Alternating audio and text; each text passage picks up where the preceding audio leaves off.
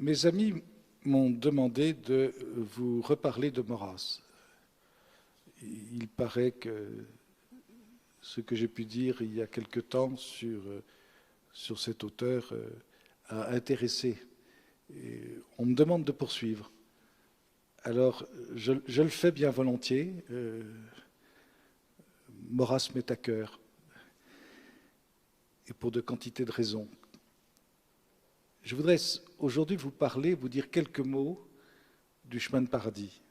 Le chemin de paradis est intitulé dans un premier temps Mythes et fabliaux, avant d'être intitulé Contes philosophiques, est le premier livre, le premier vrai livre de Charles Maurras. La première édition est datée de 1895.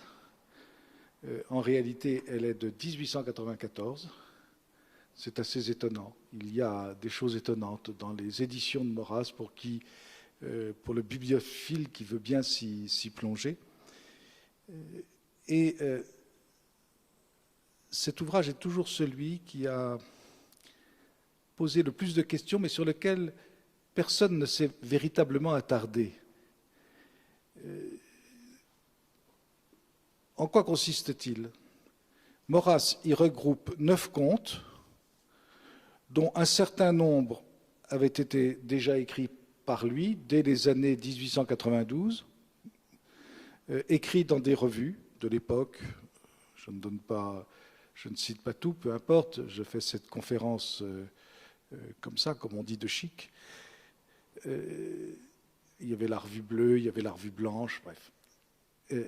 Et il les a regroupés, mais en les regroupant, il leur a donné un ordre. Et c'est extrêmement intéressant. Dans ses contes, il exprime sa pensée première. Il ne reviendra jamais dessus. Il republiera cet ouvrage très régulièrement, avant-guerre, la Première Guerre mondiale, entre les deux guerres, dans des éditions de toutes sortes, y compris des éditions qu'on pourrait qualifier des éditions de gare, en expurgeant, mais en se refusant absolument à en modifier quelque chose, quoique dans les éditions postérieures, il y a eu un certain nombre de révisions qui ont été, dans son esprit, absolument nécessaires pour rendre le texte plus compréhensible. Ces contes sont des contes allégoriques, ce sont des contes symboliques. Il a écrit une préface.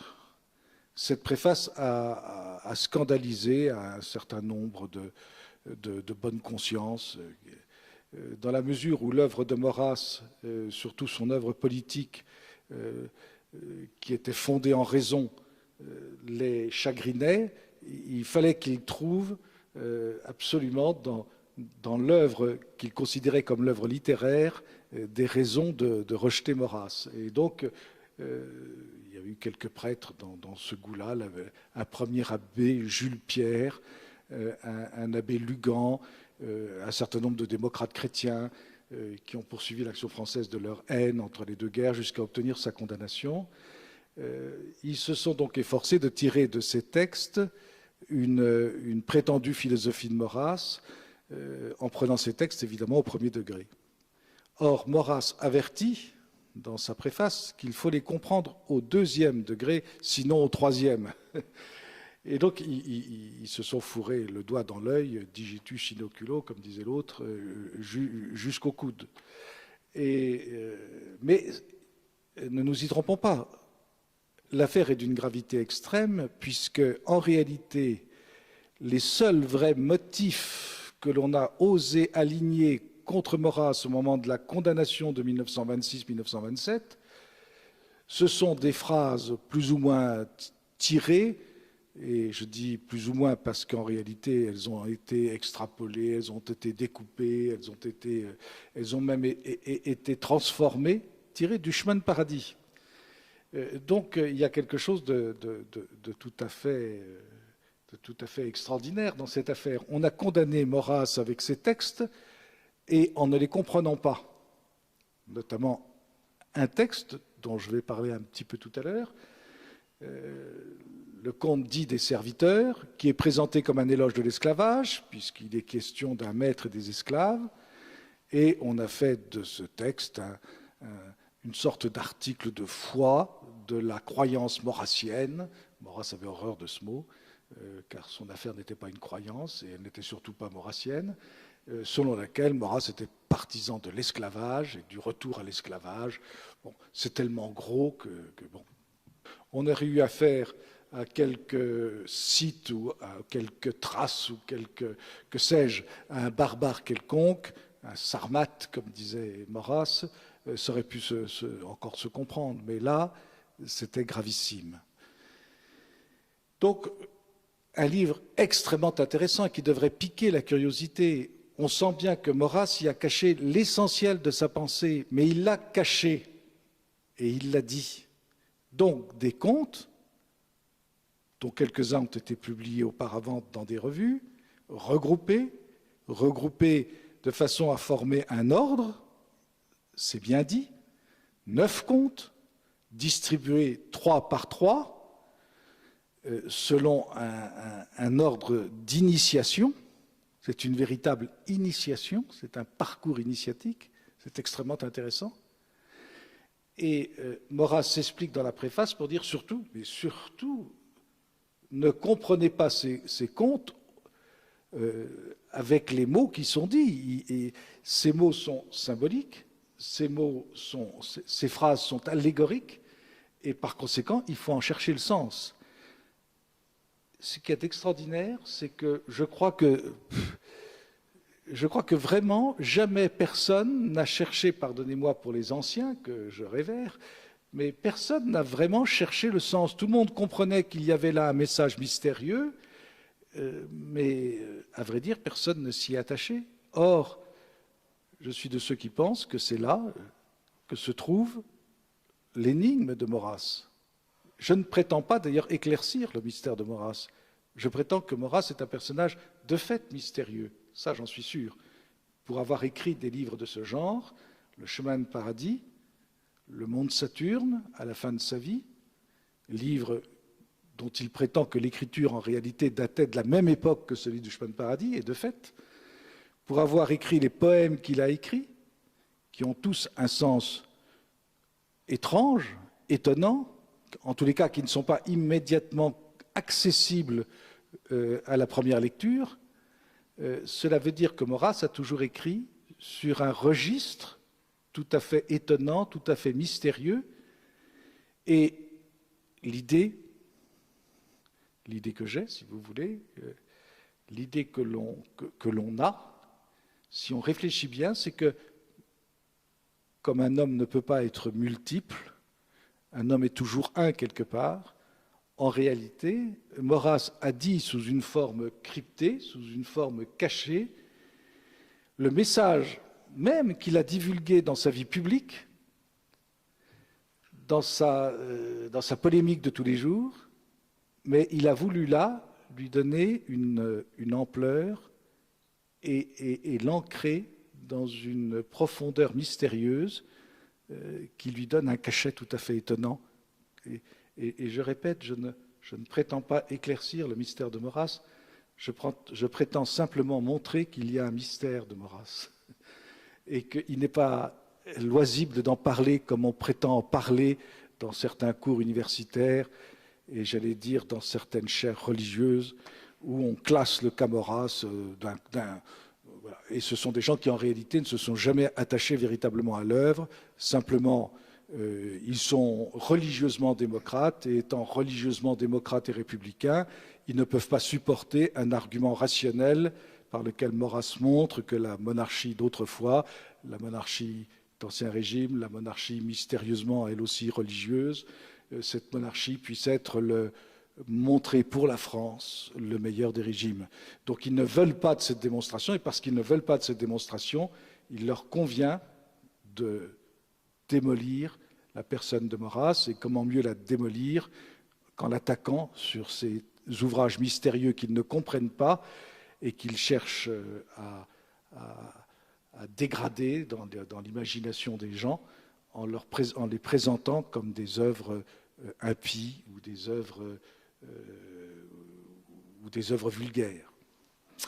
Alors, je reviens à ce chemin de paradis. Mythe et fabliau. Bon. Mythe, tout le monde comprend bien. Un mythe, ce n'est pas une histoire directement vraie. C'est une manière de présenter un drame qui est mythique, qui est un récit, par lequel on illustre, cette manière illustre un comportement humain, illustre une leçon humaine, illustre, comment dire, une leçon à tirer d'un comportement humain. Ainsi, les mythes grecs, pour signifier ce qu'est l'homme, ce qu'est le danger que représente l'orgueil humain, le danger que représentent certaines attitudes humaines. Et voilà, le mythe. Fabliau, c'est encore plus net. Fabliau, ce sont les fabliaux du Moyen-Âge. Le personnage de Renard. Bon, le roman de Renard, c'est un fabliau. Et tout le monde sait que Renard, il ne faut pas le comprendre au premier degré. Les fabliaux relatifs à Renard sont des fabliaux qui illustrent ce qu'était la société de l'époque. Comme les fables de La Fontaine, les personnages sont représentés sous des figures animales et on essaye de tirer une leçon de comportements humains, hein, de certaines attitudes sociales, et on en dégage une leçon qui peut même être politique. Mais comme on se garde bien de vouloir polémiquer en direct, eh bien on prend la figure allégorique parce que c'est la meilleure façon de donner un caractère éternel à la leçon que l'on donne. Cela dit, ben, c'est clair, mythe et fabliau. Ensuite, il intitulera dans les éditions postérieures ce chemin de paradis d'un sous-titre qui sera conte philosophique. Et conte philosophique, évidemment, fait référence au conte philosophique de Voltaire, c'est-à-dire à Zadig, à Candide, à Micromégas. Et tout le monde sait qu'on ne comprend pas au sens direct, immédiat et premier Micromégas, Zadig et Candide, et que c'est une manière de dire les choses, et également de critiquer la société dans laquelle on vit. Voilà. Bonsoir de bonsoir. Est-ce qu'il est possible de rendre Maurras intelligent ? Et est-ce qu'il est possible de faire en sorte de s'apercevoir que cet homme qui est l'un des plus grands écrivains du XXe siècle écrivait comme ses prédécesseurs, c'est-à-dire en se servant de l'arme allégorique et de l'outil symbolique, et par conséquent qu'il a dit des choses grandioses sous une figure amusée. Est-ce que c'est possible de concevoir cette chose-là plutôt que de le prendre toujours comme un strict rationaliste, comme le veulent tous les professeurs de Sciences Po, comme le veut M. René Raymond? Mais on n'en a rien à faire de leurs explications. Elles sont nulles. Elles sont nulles parce qu'elles n'ont pas compris l'essentiel de Maurras. Et l'essentiel de Maurras, oui, c'est le chemin de paradis. Chemin de paradis, mythes et fabliaux. Alors, laissez-moi vous lire quelques extraits de la première préface. « Si peu que soit mon art, il ne laissera pas de donner ainsi quelque joie à qui cherchera non plus la cloche, le griffon, l'écu, le lys sans fleurs, le coq, l'aiguière, la colombe, ni les autres symboles de cette industrie primitive, mais les traits d'une simple et pieuse philosophie. » Pieuse, philosophie pieuse. Ces traits se feront voir dans leur naturel quand vous présenterez les pages de ces mythes et de ces fabliaux au clair intérieur de vos réflexions. Il faut réfléchir. Ils se révéleront sous un mince tissu de phrases. Ils se révéleront. Ils ne se sont toujours pas révélés. Ils se révéleront sous un mince tissu de phrases dont je peux dire que je n'ai pas écrit une seule sans l'illustrer comme d'un filigrane de sens secret. Tous apparaîtraient à la longue si ma phrase avait longue vie. Du moins par vous, il s'adresse à Frédéric Amouretti, son ami, mort depuis fort longtemps. Et du moins par vous, par le rayon de vos rêveries attentives, plus d'une humble figure de ce livre fera briller une vérité méconnue, comme un simple caillou des sentiers de notre Provence participe au soleil des ondes du ciel. On n'a jamais écrit la langue française comme cela. Gardez donc de vous attarder à la lettre et à l'apparence. Gardez donc de vous attarder à la lettre et à l'apparence. J'ai écrit un livre de fables. N'y cherchez pas la nouveauté des intrigues ourdies, ni des étrangetés d'attitude et de peinture, ni davantage aucun souci de couleur historique. J'ai banni ce souci. Je me suis défendu jusque de la joie de peindre Arles antique. J'ai laissé le désir de cette émotion ou vision du monde dont on fait tant de cas. Fuyant le sublime à la mode, j'ai même tâché de répandre partout une égale lumière. C'est un abri et un bouclier que la lumière. Elle est impénétrable aux curiosités du commun, les mystères. Il s'agit de mystères lumineux, et non pas ténébreux. Mais la lumière, elle est inaccessible. La grande lumière, la vraie lumière. Les mystères qu'elle recouvre ne seront jamais divulgués. Les mystères qu'elle recouvre ne seront jamais divulgués. Vulgus. Je lui ai confié les miens. Il a confié ses mystères. Je ne sais pas s'il n'y a pas de phrase plus claire. On ne s'y est jamais attardé, jamais il n'y a eu une réflexion, jamais. Même parmi les meilleurs des disciples, pardonnez-moi. J'ai quand même le droit maintenant, après avoir étudié Maurras pendant toute ma vie, de dire certaines choses. J'ai énormément de considération